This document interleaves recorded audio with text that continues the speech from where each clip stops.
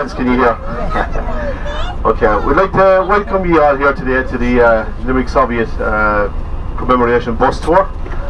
We hope you enjoyed the day as much as I'm looking forward to it. I hope you enjoyed as much as me. We're going to go and stop in a number of locations, and we're going to try to do it strategically in the same position that the story unfolds. We've never done this before, so we would like you to bear with us. It's new to us. So we're going to go to Limerick Prison first, because in January 1919, where Robert Byrne was arrested and incarcerated in Limerick Prison, it's there the story starts. So I hope you have a nice day. I'm going to hand you over now to my colleague and ex-mayor of Limerick, labour historian and friend of the trade union movement, Mr. Frank Prendergast, to give us a background of who Robert Byrne was. Thank you.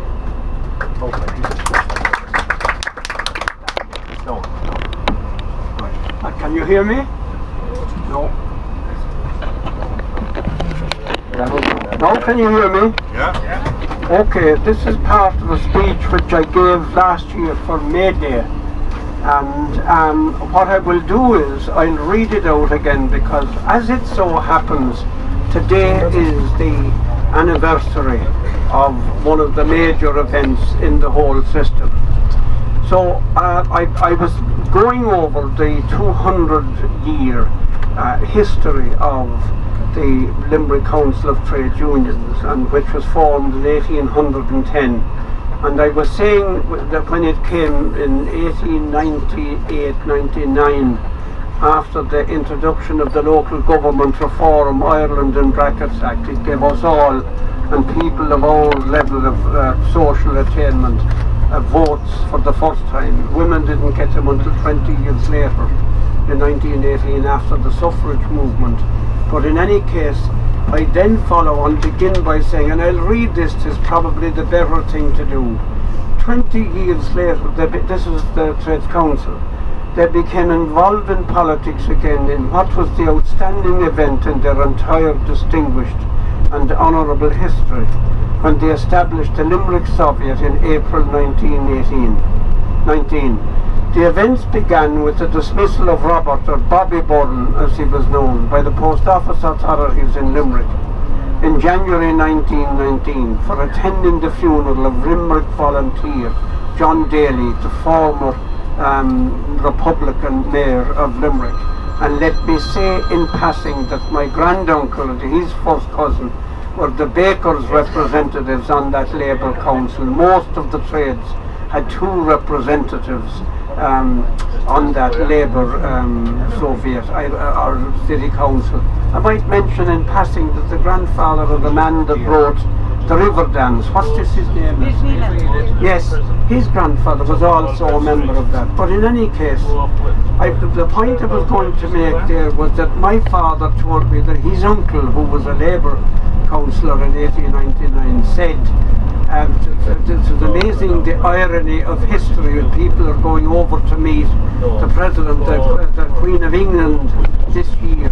But in 1900, her ancestor, Queen Victoria, came to Ireland, and she offered the Lord's Mayor title to Belfast and Dublin and Cork. Belfast and Cork accepted it. Limerick I should have said. And Limerick rejected it. Daly rejected it. And he wouldn't take it. That's how we don't have the position of Lord Mayor in Limerick. But in any case, as adjutant of the 2nd Brigade of the IRA, Bobby Byrne was a delegate of the Post Office Workers' Union to the Council of Trade Unions. He was arrested on the 13th of January 1919 and sentenced to a year in prison for the possession of a revolver and ammunition. He organised a campaign of disobedience there in support of his claim for political status for himself and those under his command. He went on hunger strike and was moved to the city home, now St. Camilla's Hospital, where his condition was described as being very weak. On Sunday, the 6th of April 1919, 95 years ago this very day, it was a Sunday also, the IRA volunteers attempted to rescue him but he was fatally wounded in the ensuing gun battle and died later that day in John Ryan's cottage in Mealich, which we'll be visiting later. Constable Martin O'Brien from Caherconlish of the RIC, who were guarding Bunn, was also fatally wounded in the affray. 10,000 people attended Robert Burns' funeral in St. John's Cathedral the following Wednesday. That's 95 years ago next Wednesday. These included his celebrated cousin Alfie Bunn, who had been an MP under the British and a TD and was 5 times Lord Mayor of Dublin. In a panic response, the British authorities proclaimed martial law under the Defence of the Realm Act. This meant that city workers had to apply for a permit to go to work, notably the women and girls of Thomongate, who worked in Cleves Condensed Milk Company of Ireland at Lansdowne. The workers there voted to go on strike the following Monday, the 14th of April. The RIC blamed Sinn Féin for the strike, and they were right in that. Batty Stack, who worked in Cleves, was a member of the IRA, but he was also a member of the group that tried to rescue Bobby Burns, and it was believed afterwards, he admitted that was he shot Robbie Burns accidentally, although it didn't suit the organisers of the strike at the time to say that. I mean, that we wanted to keep the fingers pointed at Britain to keep the momentum of the strike up. The following Sunday, Palm Sunday, the Trades Council met and declared the general strike throughout the city in protest at the declaration of martial law. It was a unanimous decision by the 35 affiliated unions. Within 2 hours, the city's walls were covered by the strike notice. Led by the 3 C's, John Cronin, chairman, a carpenter, James Casey, secretary, a printer, and James Carr, treasurer, an engineering worker. The strike committee elected subcommittees to deal with A, propaganda, B, finance, C, food, and 4, vigilance, or turned the strike into a major political embarrassment for the British government, who saw it as a threat to security, was the fortuitous presence in Limerick of an international press corps of journalists, photographers, and 20 newsreel photographers. They had come here to record an attempt by Major J.G.P. Wood of the Royal Flying Corps to fly the Atlantic westward. The flight was to start from the 70-acre airfield at Bournemouth, where the hospital now is, an ideal place, as its name indicates, to Bournemouth, the big field, and that was an airport in Limerick at that particular time.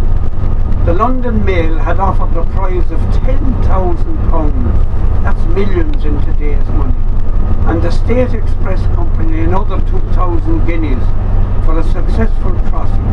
As it happened, however, the flight never took place because Major Wood had to ditch his plane, the Shamrock, off the coast of Anglesey on his way to Limerick. The host of journalists from all over the world was trapped in Limerick by the strike, which was now being called Limerick Soviet, a term then fashionable throughout Europe after the Russian Revolution in 1917. Liam Cahill, the author and former RTE Brussels correspondent, recounts the details of the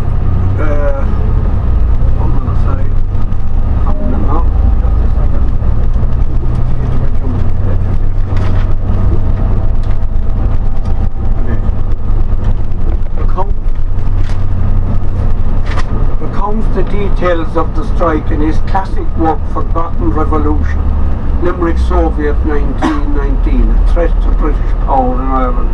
We have a copy of it here on the books. I saw it coming in.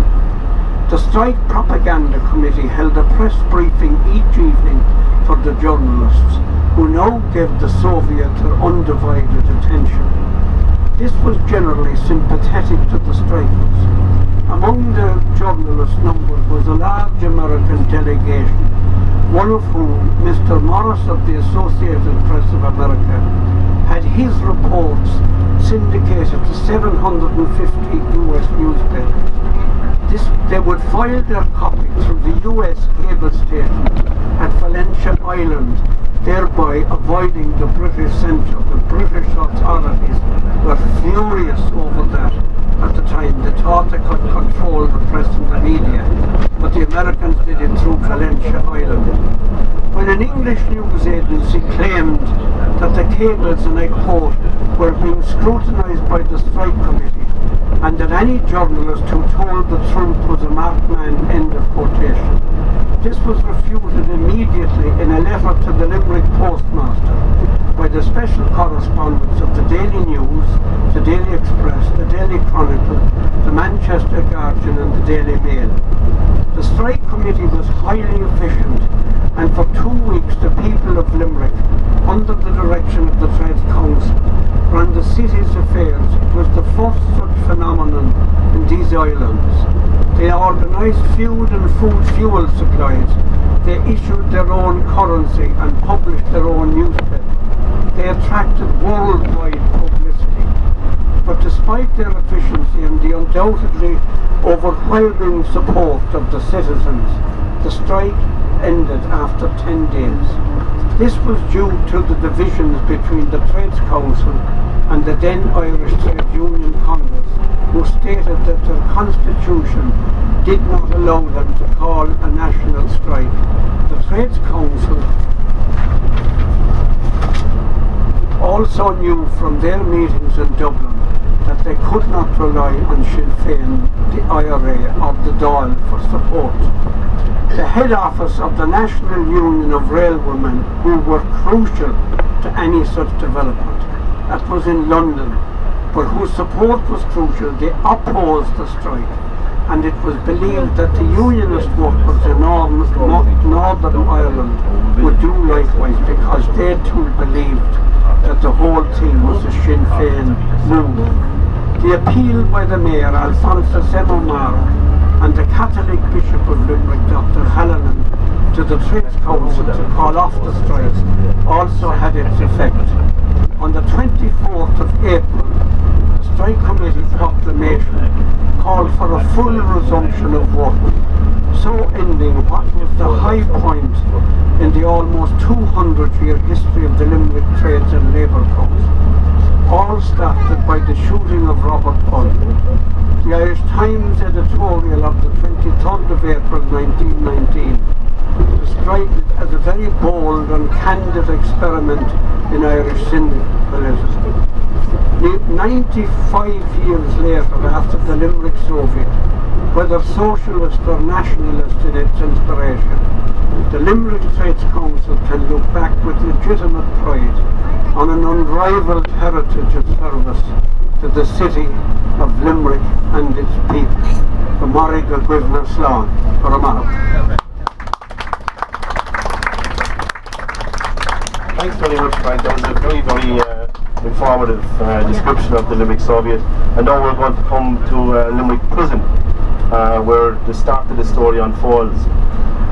In the first instance, the 21st of January 1919 was synonymous for three isolated events which, when put together, became a very important part in our labour history. Robert J. Burns, formerly a telegraph clerk in the post office, was tried by court-martial at the new barracks, which was Sarsfield Barracks in Limerick then, with having unauthorised a revolver and ammunition on the 31st of December 1918 at the residence of his mother at Town Mall Cottage. He refused to plead, stating that the court represented an army of occupation in Ireland, and therefore members of the court could not be impartial judges. Sunnabeg Head, Tipperary, 21st of January 1919. Also on this day, between the hours of 12:30 p.m. and 1 p.m, two Royal Irish Constabulary constables were ambushed near Tipperary town and shot dead.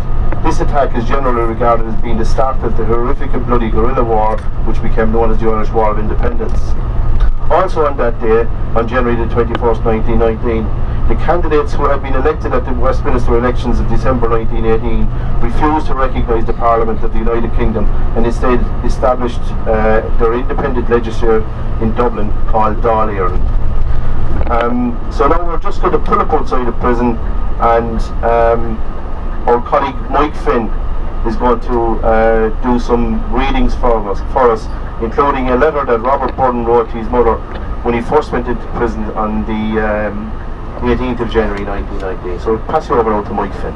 I received yours of yesterday whilst at exercise today. Need I say how shocked I am at your news of Peg? I was hoping and expecting that she was on the road to recovery, and even though after your sad news is bad, somehow I cannot doubt that she will pull through.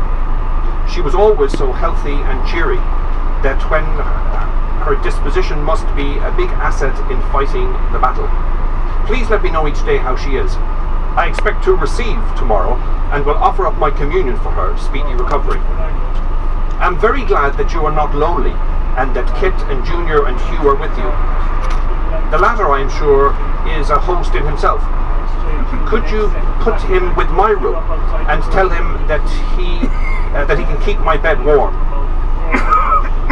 You should have had a letter this morning, re woolens and laundry. Send me up a thick pair of socks. There should be several such pairs in my wardrobe. I am fit and well, and really there is no occasion to bother about me at all. Try and put me out of your mind. Just treat my absence as if I were away for a few days. You must have enough to worry about without wasting your thoughts on me. Tell Bridget I will surprise her with my tidy ways when I get home. It will be all right if I don't dismantle my bed and fold up my bedding at the beginning. How is she, by the way? I suppose the inconvenience to her family means extra work for her. Does Anne help her out in her spare time away from Hugh? Do try and cease thinking of me. And don't worry, as there is absolutely no cause for doing so. Remember me to all.